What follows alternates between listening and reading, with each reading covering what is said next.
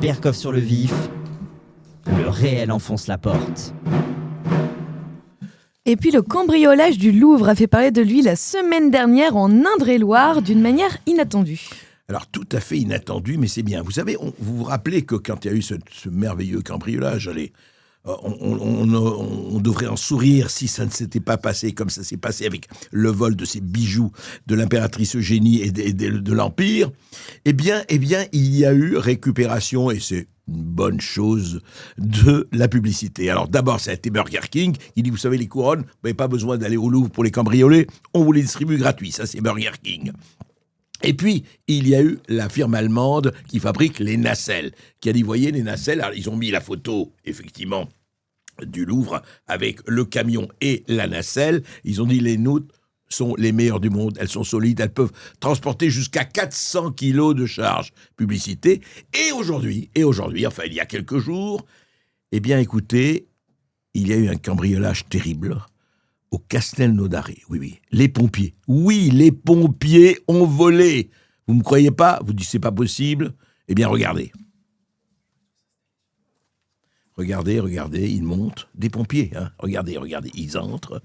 Alors, il y a effectivement, je ne sais pas si ce sont des bijoux ou des photos. Regardez ce qui se passe. À la scie, effectivement, ils sont en train de scier et ils prennent la photo.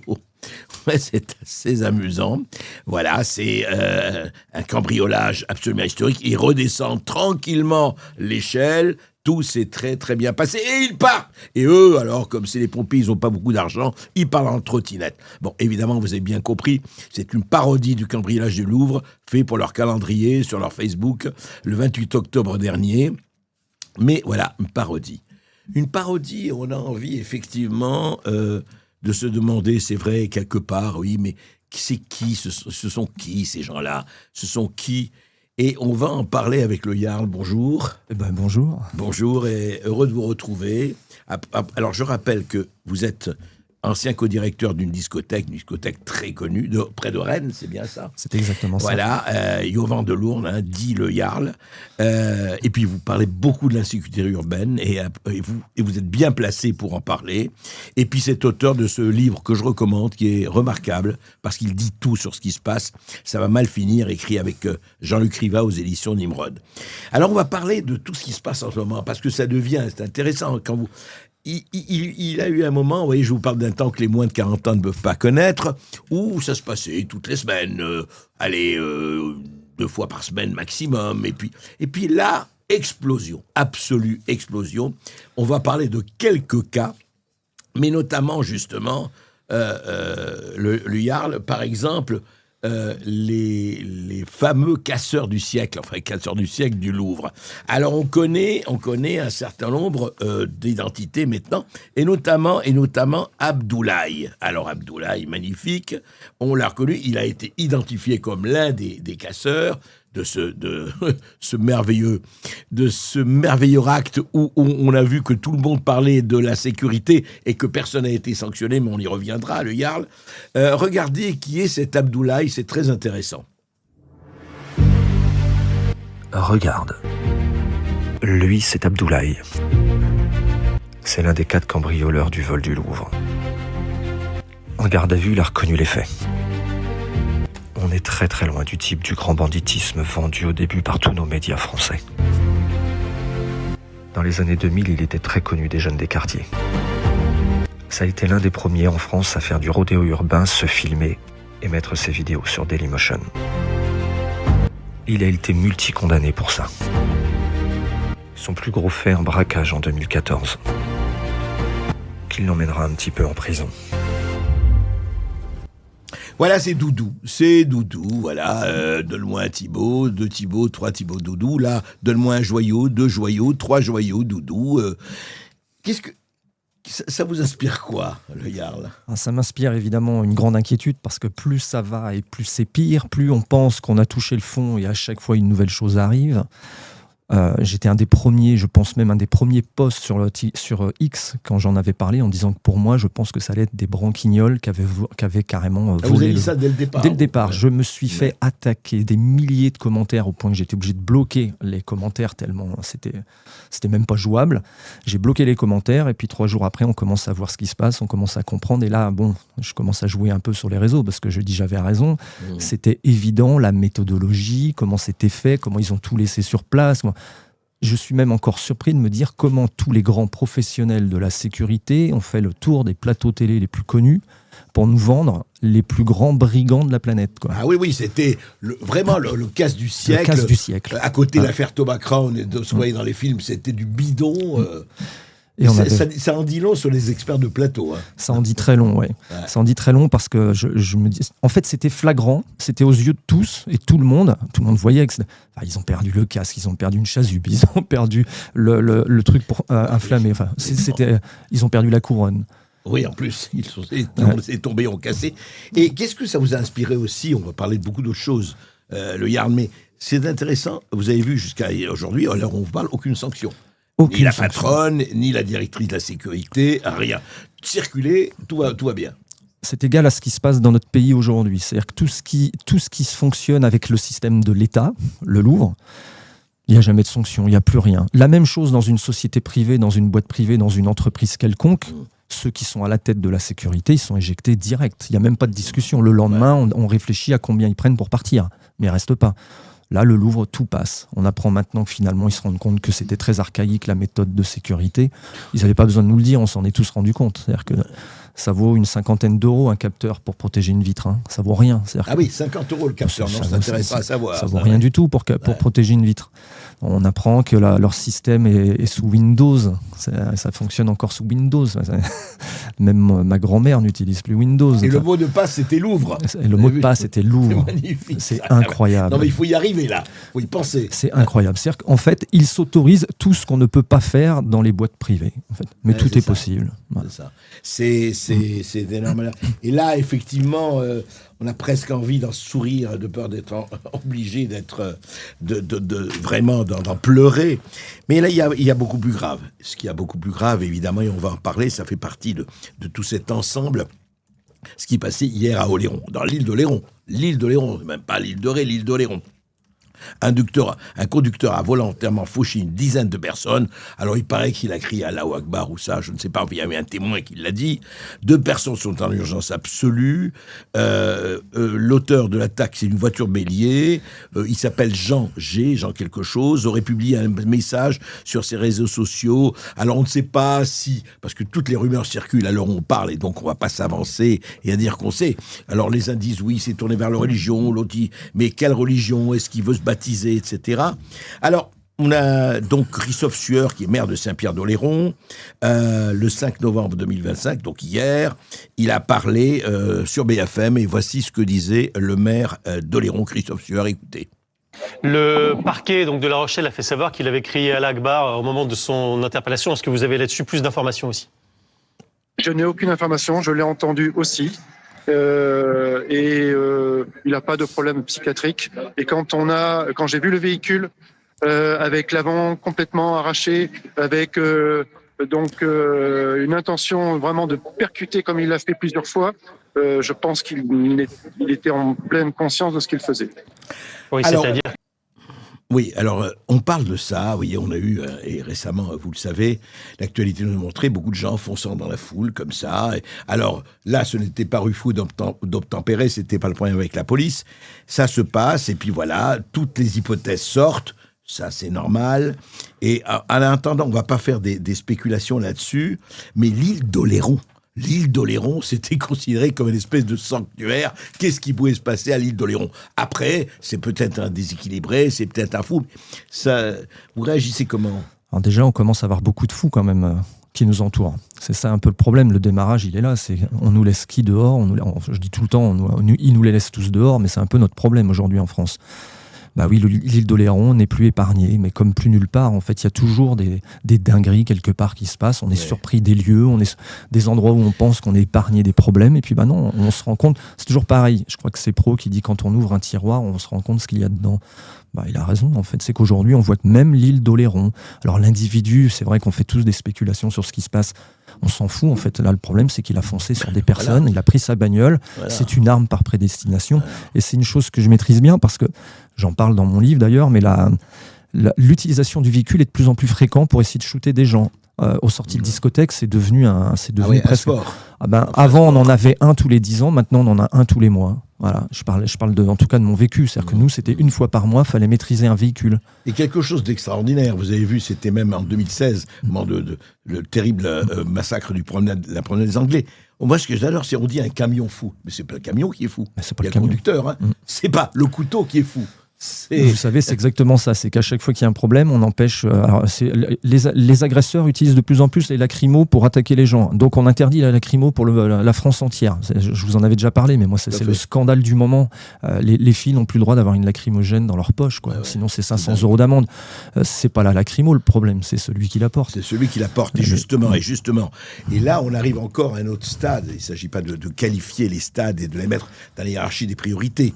Mais c'est ce qui s'est passé, par exemple, le chauffard multirécidiviste qui a fauché Matisse, qui est mort, le petit Matisse, à Lille, c'était à Lille, là, le 4 novembre, qui faisait des rodéos, hein, il tournait, et écoutez ce que dit le père de Matisse, justement, à propos de ce chauffard multirécidiviste, je le rappelle. Écoutez. Vu le pédigré de cet individu, il ne devait pas être là. Et il y a un de ses amis qui m'a dit que ça faisait 2 heures qu'il tournait dans l'île à faire le franjo.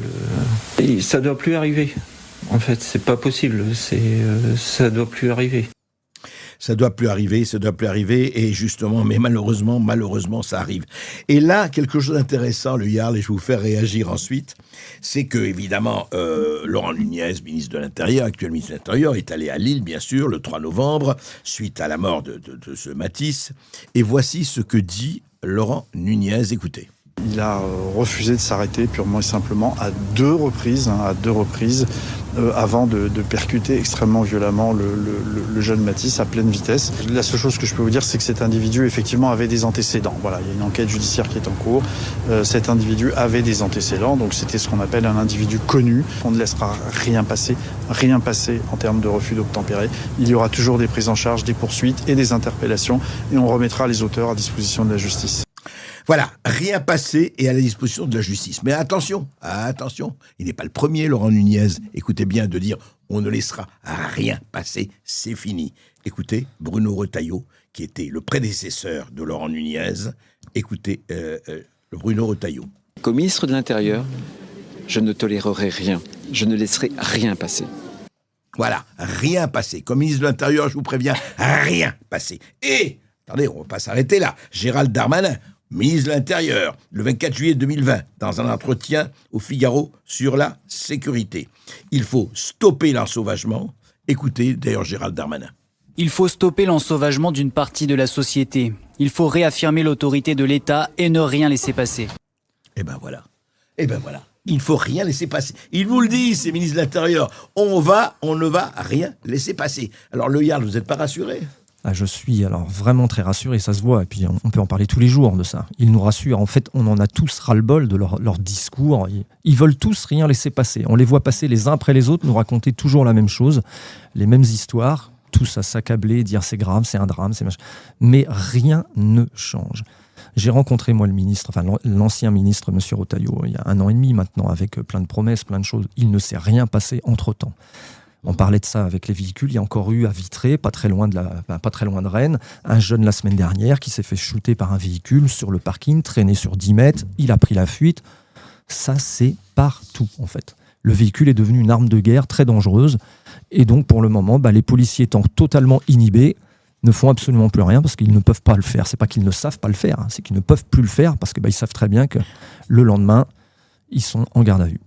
Oui, ils ne peuvent plus le faire parce que ce sont eux qui sont sanctionnés. Bien sûr. Et on se rappelle Naël. On se rappelle Naël, refus d'obtempérer. Le policier Florian est toujours, je crois qu'il est toujours, en tout cas, il est gardé, il ne peut plus rien faire. Il ne peut rien faire. C'est une catastrophe. Puis sa famille, c'est tout le monde.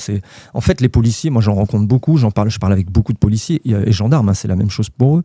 En fait, j'emploie le terme, ils sont totalement inhibés, c'est vraiment le terme. C'est-à-dire que la situation est telle, que la justice est tellement dure avec eux, que même eux, avant d'avoir un acte, ils laissent faire, ils laissent tomber. Et des expériences, j'en ai plein. Moi, je l'ai vécu, donc je le sais. Où un véhicule fonce sur des gens, les policiers sont avec nous, on leur demande de l'aide, ils ne peuvent rien faire. Et c'est un de mes gars qui a une technique, parce qu'on avait mis une technique en place pour immobiliser un véhicule sans utiliser la violence. C'est encore une fois avec l'utilisation de la lacrymogène qui est absolument interdit en France, et pourtant toutes les discothèques n'ont plus de choix, tout le monde en a, j'ai fait le tour depuis 6 mois de plein de boîtes. Elle est interdite en France, mais tout le monde en a parce qu'on est obligé. Bien sûr, voilà. C'est impossible d'y être sans. Et donc il a tiré dans l'aérateur du véhicule, ce qui fait que quand on tire de la lacrymo dans les aérateurs du véhicule, ça rentre automatiquement dans le véhicule et le conducteur évidemment ne peut plus conduire. Donc ça ne le tue pas, mais il ne peut plus conduire. Et ça va immobiliser le véhicule et la police a pu le sortir du véhicule. Voilà comment on avait fait. Et alors dites-moi, en fait, je ne comprends pas, quand il y a quelque chose comme ça, quand quelqu'un fait rodéo, fonce dans la foule, etc., quand vous dites la police ne peut rien faire, c'est-à-dire comment elle peut rien... Parce que comme ça, le bon sens, on ne sait pas, on regarde ça comme quelqu'un de normal et on dit, mais qu'est-ce qui les empêche de faire ? C'est la loi ? La loi est contre eux. La loi, et puis le tribunal populaire, un président qui peut tweeter et dire c'est inadmissible ce qui vient de se passer après le coup de Naël, c'était ce qu'il y avait eu. Donc ça l'avait tué, mais directement. Mais il n'y a pas que ça, des exemples, mais j'en ai plein. En réalité, dès qu'ils vont dans l'action et qu'il y a une utilisation de la violence, peu importe laquelle, mais c'est des jours et des mois, et parfois des années pour certains, de problèmes judiciaires, quoi. C'est-à-dire qu'en fait, c'est catastrophique. On les a totalement inhibés. Ils ne peuvent plus rien faire. Et je l'ai compris à mes dépens quand à la porte de un des établissements qui tournait le mieux du coup de France, puisque on faisait des... Rennes, c'était à Rennes. Je l'ai compris, en fait. Je dis, en fait, ils ne peuvent plus rien faire, quoi. Ils sont là, ils sont devant nous, ils pourraient y aller, mais la moindre action est dangereuse pour eux. Attendez, c'est très grave ce que vous dites. Quand je dis c'est très grave, ça veut dire que ce que vous dites, le Yard, et vous n'êtes pas le seul, c'est-à-dire sachez aujourd'hui, citoyens français, que la police pratiquement ne peut rien faire. Mais non, ils ne peuvent plus rien faire. Et pourtant, ils font des arrestations. Ils font des arrestations. Tout ce qui se passe bien, pour eux, c'est génial. C'est-à-dire que quand la personne obtempère, accepte, ça va. Mais dès qu'elle commence à ne plus être d'accord, à répondre, à insulter... Mais moi, j'ai vu ça des centaines de fois, pas des dizaines, des centaines de fois. Ils ne peuvent plus rien faire. Et alors, justement, de ce point de vue-là, c'est intéressant. Vous avez vu que c'était Gérald Darmanin qui disait « en attendant les sanctions de la justice ». Donc, en attendant les sanctions de la justice, c'est comme on attend Godot, quoi. On ne sait pas quand ça va arriver, et quelles sanctions. Parce qu'il y a le problème de l'absence de sanctions. On l'a vu pour le Louvre, hein. C'est pas pénal, mais enfin, la directrice du Louvre, etc., etc. Et là, c'est pour les gens, non, il n'y a pas de sanctions. Il n'y a pas de sanctions. Il n'y a rien. Mais en fait, le problème, c'est que quand je dis que la police ne peut plus rien faire, c'est pas qu'ils ne veulent pas. Hein. C'est très important le détail. Et ils savent faire. Souvent, les gens disent qu'il faut envoyer l'armée, il faut machin. C'est des conneries. Ils savent faire, mais ils ne peuvent plus, en fait. C'est ça. Ils savent faire, mais on les empêche de faire. On les empêche. Leur chef, le parapluie, direct, dès qu'il y a un problème, ils sont convoqués. Ils doivent rendre des procédures incroyables pour expliquer leurs faits. J'ai des histoires, mais j'en ai plein, comme ça, où on me raconte des trucs de fou.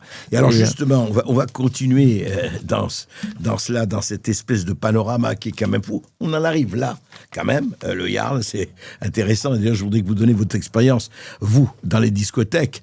Mais vous avez vu que là, tout ça s'est passé dans l'espace d'une semaine. Hein.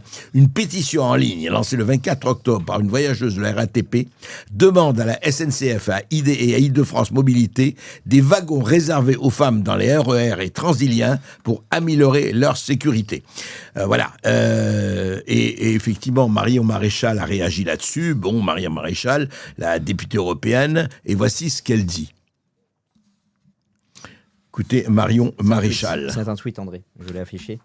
Ah, on n'a pas... Ah oui, c'est un tweet. C'est un tweet, pardon, ce n'est pas...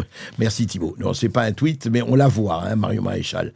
Ou en tout cas, quelqu'un. 83 des victimes de violences sexuelles dans les transports d'Île-de-France sont françaises, tandis que 61% des mises en cause pour ces faits sont étrangers.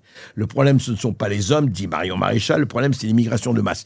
Est-ce que c'est vraiment ça le problème, parce que ça c'est un des problèmes toujours posés. Le Yarl, vous le savez, on dit oui d'accord, mais déjà si on enlevait les problèmes liés, causés par l'immigration de masse, ça résoudrait pas le problème. Bien sûr, il y a autant de Français enfin beaucoup de Français qui commettent évidemment des choses. Faut pas être dans ni la discrimination et tout ça, mais quand même il y a un lien, on peut le dire, entre véritablement immigration de masse et délinquance. Aujourd'hui, c'est devenu... Alors, il y a 3 ans, on disait ça, on était attaqué directement, on passait en jugement au tribunal. Aujourd'hui, on peut le dire parce que maintenant, les chiffres tombent et là, ça devient indiscutable. Et puis, c'est pas indiscutable qu'en France, c'est indiscutable dans les autres pays européens, dont l'Allemagne qui sort les chiffres qui sont même alarmants et très inquiétants. Ça nous donne à peu près le futur de ce qu'on va subir. Donc, oui, il y a un lien. Maintenant, une fois qu'on a identifié le problème, on en fait quoi ? Le problème, c'est qu'il n'y a rien qui est fait. En fait, c'est ça le problème. On en fait quoi ? On sait qu'il y a un problème. Il y a quoi aujourd'hui qui a changé ? Rien. Il n'y a rien qui a changé, tout est pareil. Ça fait 4 ans qu'on voit... Moi, j'ai estimé à peu près le moment après-Covid. C'est l'après-Covid où vraiment tout a changé dans notre pays. L'après-Covid, vous voulez dire vers 2021 ? Voilà, 2021, c'est 21. Ça. Où là, on a vu de très très grosses différences de comportement dans la rue, les femmes obligées de se protéger. Pourquoi 2021 ? Pourquoi l'après-Covid, c'est intéressant ? Parce que c'est pas le confinement qui a fait ça, c'est pas la... Je suis incapable de vous le dire parce que moi-même j'ai cherché, j'ai essayé de comprendre pourquoi en 2017-2018, quand on sortait en boîte, il y avait des situations mais moins dramatiques et qu'à l'après-Covid, d'un coup, il s'est passé quelque chose dans les grandes villes de France, dans les grandes métropoles où on se retrouvait avec des blessés, des agressés, des vols, des le niveau de violence a vraiment explosé là. Il a vraiment explosé.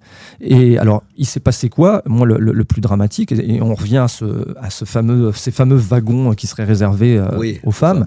Ça c'est terrifiant quand même que je dise en France, en 2025, on va faire réserver aux femmes, aux enfants, aux hommes. Ça existe déjà pour les salles de sport. Il y a des salles de sport qui sont réservées aux femmes parce que les salles de sport, c'est aussi un lieu compliqué pour les filles qui s'entraînent. Moi, j'en sais quelque chose. J'ai 2 filles, une de 27 et une de 19 ans, qui s'entraînent tous les matins. Je ne voudrais pas être une fille en 2025. Parce que c'est dramatique, en fait. Elles se baladent dans la rue, elles sont inquiètes, elles sont obligées de s'adapter au niveau des vêtements, elles font attention aux horaires où elles sortent, elles doivent être accompagnées. Aujourd'hui, vous parlez avec les femmes, c'est pas drôle. Hein. Ouais. Et ce n'est pas seulement dans les grandes villes. C'est pas dans les grandes villes. C'est pas il n'y a plus beaucoup d'endroits épargnés. En fait, c'est bien ça le drame. Et aujourd'hui, la vraie question, c'est toujours pareil. Le problème, c'est le wagon. Donc, on va mettre Alors, l'idée sur le principe... Le wagon fou. L'idée sur le principe de protéger les femmes, c'est une idée, évidemment, que je ne peux que accepter, puisque c'est aujourd'hui une de mes grandes batailles, moi, parce que j'ai peur pour mes filles, j'ai peur pour ma femme. Donc, évidemment, que je parle beaucoup pour les femmes. Mais le problème, encore une fois, c'est pas le wagon, quoi. Le problème, c'est notre justice. Et je le redis tout le temps, à chaque fois, je l'ai dit dans le livre, vous l'aviez lu et vous aviez j'avais donné des chiffres qui étaient hallucinants parce que je faisais des statistiques. 100%, je le redis parce qu'il y avait 100% de toutes nos interventions sur les extérieurs, sur des individus brutals et violents, 100% étaient tous connus des services de police pour les mêmes faits. 100%. 100%. Ah oui, on n'avait jamais d'échec. Tous. Absolument, on n'avait jamais d'échec. Mais quand on sait ça, on se dit, mais alors, il est où le problème ? Le problème, c'est la justice. Ils sont dehors, ils sont dangereux et dehors. Voilà, donc, dehors avec nos femmes, avec nos enfants, avec nos grands-mères, avec nos grands-pères. Voilà. Et après, on dit, il y a des agressions partout. Il y a encore, les chiffres sont tombés ce matin. Je ne sais pas si vous avez vu M. Berkoff, les chiffres, ils ont encore augmenté. Les pourcentages continuent à augmenter chaque année. Il n'y a aucune raison. À partir du moment où il y a cette espèce d'immobilisme total, il n'y a aucune raison. Mais justement, quand même, le Yarl, vous avez parlé dans votre livre, on en a parlé ensemble, et vous faites bien et vous continuez. Et je crois que c'est très important que des gens, justement, qui connaissent la réalité du terrain, au vrai sens du terme, et pas les auto-experts de plateau, en parlent. Mais qu'est-ce qui fait que, quand même, ils ne sont pas tous, grillés des neurones, ils ne sont pas tous lobotomisés, les gens qui nous gouvernent. Je parle dans tous les sens et dans tous les domaines. Qu'est-ce qui fait que ça fait des années qu'on en parle et que ça a explosé, mais c'était déjà là depuis des décennies? Qu'est-ce qui fait quoi? C'est la patate chaude, c'est l'électoralisme, c'est après moi le déluge, c'est moi je m'en fous, on verra après moi, c'est quoi? Je pense qu'ils peuvent vraiment rien faire. Je reste convaincu que M. Retailleau, moi, je suis quelqu'un qui, quand je serre une main, j'arrive vite à sentir les gens et voir s'ils sont honnêtes, malhonnêtes. Je pense que vraiment, M. Retailleau, par exemple, a voulu tenter des choses, puis s'est rendu compte qu'il ne peut rien faire. Même en tant que ministre, on ne peut rien faire. Tous les technocrates qui sont en place, ils n'ont pas décidé de changer les choses. Oui, l'administration qui est là est en place et c'est celle qui décide. Et puis, ils ne peuvent rien faire. Ouais. J'ai du mal à croire qu'ils n'aient pas envie de changer. Enfin, le nouveau Premier ministre, je ne sais pas, mais en tout cas, Retailleau, c'est un engagé. En réalité, c'est un engagé. Nunez ? Non, j'y crois pas une seconde quand je l'entends. Il n'ose pas mettre les mots. Là, les 10 derniers jours, quand je l'écoute parler, je me dis là, c'est foutu. Clairement, c'est foutu. C'est pire qu'avant. Là. Ça va pas aller en s'améliorant. Et la justice, pourquoi, à votre avis, la justice ? Pourquoi cette espèce de mur ? Alors, je sais, on dit syndicat de la magistrature, on dit l'élaboration, la formation, etc., etc. Mais quand même, on voit ce qui se passe. Ils sont pas tous aveugles. Pas tous, mais beaucoup quand même, là. Ouais. Quand même beaucoup, là. On se rend compte on voit des faits qui tombent, on voit des condamnations qui tombent. Maintenant, en plus, c'est bien parce qu'il y a des pages X qui reprennent tout ça tous les jours. Ça fait peur, hein. On se dit, en fait, on traîne un policier, on prend 140 € d'amende. On traîne un policier sur sa voiture. 140 € d'amende. Enfin, c'est un truc de fou. Moi, j'ai pris 5 000 € d'amende pour une image trompeuse sur Internet. Vous voyez j'ai pris. C'était quoi ? J'avais mis une image quelconque, bref, sur Internet. Ouais. Et ils ont 5 000 € d'amende. 5 000 € d'amende. C'était en début d'année. Parce qu'ils avaient estimé que c'était une publicité, enfin, une communication trompeuse. Ah oui. Ah ben vous savez qu'en ce moment, en Angleterre comme en France, vous mettez un commentaire qui déplaît sur Internet, vous êtes poursuivi. Ouais, moi je l'ai vécu. Hein. Ça a duré 3 minutes parce que mon avocat m'a dit dès que votre nom va sortir, vous allez être jugé, vous allez tomber. Hein. Vous allez me payer, mais de toute façon on va perdre. Parce que votre nom va faire que de toute façon, quand je suis jugé à Rennes, moi c'est plié. Ouais. Alors, 5 000 € d'amende. Pour une image. Alors quand on voit, revenons au policier qui se fait traîner, on parle rien, il n'a rien. C'est à 3 jours de TIG qu'il fera jamais, le mec. Donc ça veut dire quoi ? C'est la porte ouverte à tout. Demain, il va le recommencer. C'est évident. On parlait d'Abdoulaye tout à l'heure. Oui, le rigolo. Le rigolo. Celui qui aurait pu d'ailleurs devenir un super jeune. Il avait un talent en plus. J'ai regardé toutes ses vidéos. Il avait un vrai talent. Doudou, là, ouais. Mais en fait, la justice a tellement été nulle avec ce mec-là qu'il en a fait un type qui un jour a tapé à la porte d'un carreau du Louvre pour aller chercher des bijoux. En scooter, tranquille. Et alors, justement, le genre de dernière question, ça c'est important. Alors quoi, on fait l'autodéfense ? On fait quoi ? Qu'est-ce que vous pensez, alors très sincèrement, je voudrais avoir votre avis, de la politique de Nayib Bukele ? Je ne dis pas qu'il faut l'appliquer comme ça en France, mais Nayib Bukele au Salvador, on a les chiffres de la délinquance, ce qui était le Salvador il y a 5 ans, est-ce que c'est aujourd'hui ? Vous connaissez déjà ma réponse, vous avez lu mon livre. Ma réponse, elle est qu'on n'a plus le choix, en fait. Si on veut rester vivant, si on veut pas être traîné sur une voiture, en fait, on n'a plus le choix. C'est-à-dire qu'on sait que ce qu'on fait est illégal, mais en fait, à un moment donné, on n'a peut-être pas envie d'être dans le cercueil. Donc, moi, je peut-être préférer l'illégalité au cercueil. Il faut accepter, aujourd'hui, malheureusement, il faut accepter de partir en justice. Malheureusement, moi, je l'ai appris à mes dépens, j'ai perdu mon travail pour défendre mes clients qui se sont fait attaquer à coups de bouteilles de verre. J'en ai perdu mon travail, mais j'assume complètement ce que j'ai fait. Je suis parti en garde à vue pour ça. Peu importe, j'ai protégé 1000 personnes avec mon équipe. Point. Et je me couche le soir et je me dis j'ai eu raison. Et tous les gars, je leur ai dit vous avez tous eu raison. Tout le monde a perdu son travail parce que le préfet, parce que le procureur sur le dos, mais vous êtes intervenu sur la voie publique. Ils nous agressent. Il n'y a pas de sujet, en fait. J'ai protégé des demoiselles qui se faisaient balancer des bouteilles de verre. Ma fille les a pris dans leurs bras pour les protéger. C'est elle qui prenait les bouteilles de verre. Ça va, quoi.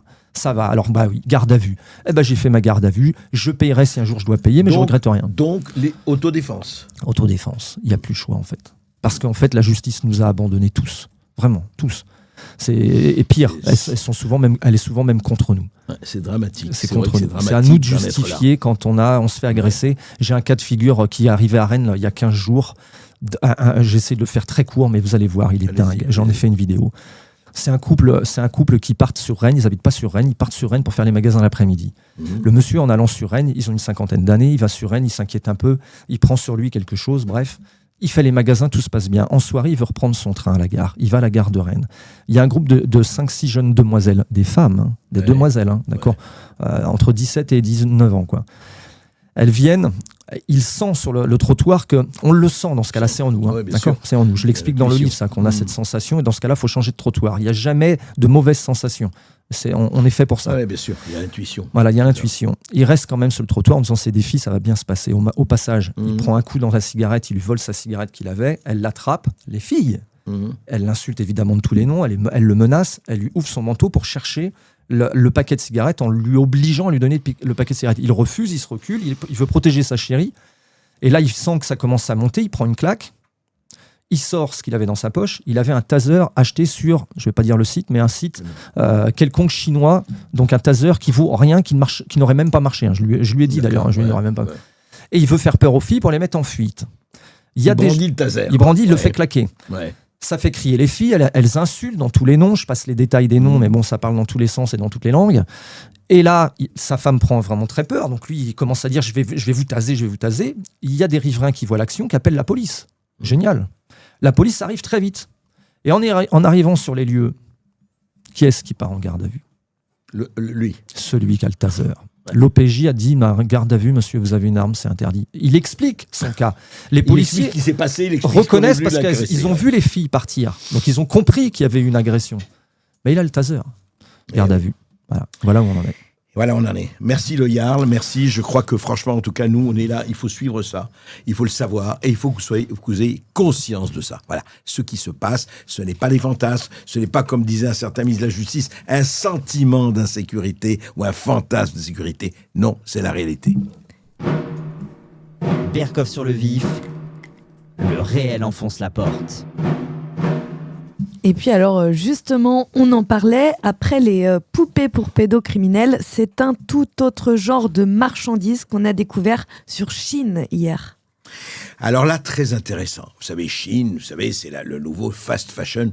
Le nouveau fast fashion qui est en train de casser tout, des vêtements à moins de 10 €, des collants à moins de 3 €, formidable, tout ce monde se précipite. C'était hier au BHV à Paris, c'était la queue pour rentrer chez Shein. Alors on a parlé de beaucoup de choses, et en revanche, justement on en parlait avec le Jarl, on a découvert, écoutez-moi bien, je ne sais pas si vous êtes au courant, le Jarl, juste un mot là-dessus, des armes de catégorie, écoutez-moi bien, on va peut-être, si on peut montrer, Thibaut, la vidéo de ce qu'on a vu sur Shein. Voilà, regardez, c'est sur un site, c'est pas eux qui les vendent, hein, attention, mais c'est sur le site Shein, vous avez cela, regardez, voilà, machette pour américain, hache, accessible sans contrôle d'âge ni avertissement légal, voilà, date du signalement, et écoutez ce que disait d'ailleurs Antoine Vermorel-Marc, député de la Loire, qui est vice-président des Républicains à l'Assemblée, et voici ce qu'il disait hier là-dessus sur Shein. Cette concurrence déloyale de l'ultra fast fashion est notamment celle de la plateforme principale Shein. Elle a été condamnée, cette plateforme, par la CNIL, par la DGCCRF, par l'OCDE, et elle est condamnée par l'ensemble de nos entreprises et de nos commerçants qui sont concurrencés de manière déloyale par cette plateforme. Mais monsieur le ministre, un cap a été franchi. Nous sommes passés de la fast fashion au fast crime.